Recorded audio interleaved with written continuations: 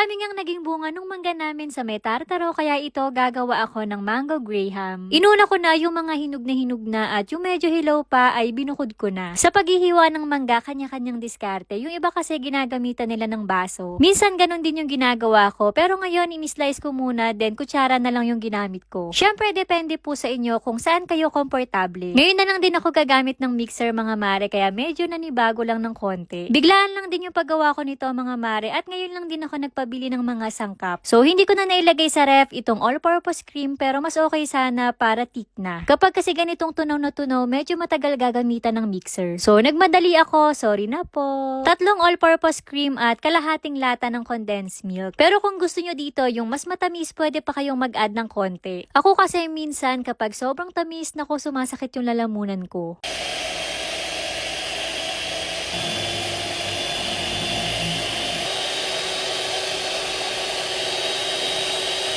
Para mas masarap, naisip ko na mag-blender ng mangga din ilagay dito sa may all-purpose cream. Hindi naman tayo nagtitipid sa mangga kaya ayan, carry lang. Pero kung bibili ako ng mangga, naku titipidin ko talaga.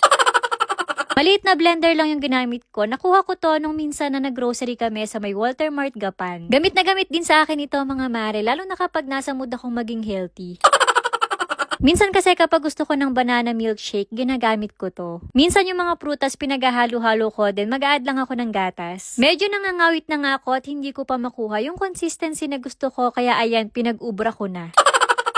5 container muna yung inilabas ko, baka kasi kulangin, pero sana sumobra pa. Wala akong stock ng graham crackers, kaya nakisuyo lang ako. Wala din kasing mahanap ng durog, masarap din sana kapag may ganun, pang toppings ba. So ito, first layer crackers muna, then maglalagay na din tayo ng mixture. Ulitin ko lang mga mare, wag nyo na akong gayahin. Kapag gagawa kayo nito, ilagay nyo na sa ref yung all-purpose cream. Then add na tayo ng mangga, depende sa inyo kung gusto nyong damihan nyo pa. Pwede din kayong mag-add ng grated cheese or di kaya yung pa-cubes. Ang dami kong sinasuggest pero hindi ko naman naalala nung ako na mismo yung gumagawa.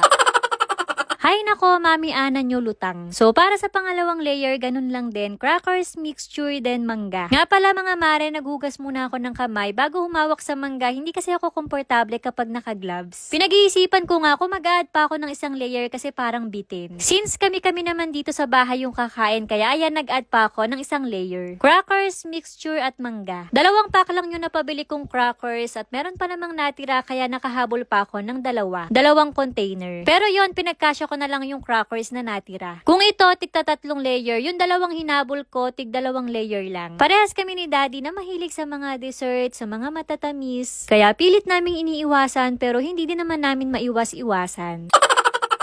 May natira pa nga akong mixture, so para hindi masayang ay gagawa naman ako ng ice cream. Meron ako ditong chocolate chips, ayan maglalagay tayo. May ilang pirasong mangga pa din ako na natira, ayan hiniwa ko na pa-cubes. Masarap din kapag may cheese, ayan maglagay tayo. Konti pang chocolate chips at ayan i-mix natin ng mabuti. May stock din pala kaming mga chocolate sa ref dahil umuwi nga yung ate ko, ayan maglalagay din tayo. 2 container yung ginaya ko kasi akala ko marami pero kakasya naman pala dito sa isa lang. Nung mailagay ko na lahat ito at naghabol naman ako ng mga chocolate na ini-slice ko kanina. Since konti lang naman ito, kaya 4 na pirasong chocolate na maliliit lang yung hiniwa ko. Ilalagay ko lang ito sa freezer hanggang sa tumigas. Ilang oras naman ang nakalipas, ito at tinikman agad ni Daddy itong mango graham. Sila kasi ni Nana yung nag-request niyan.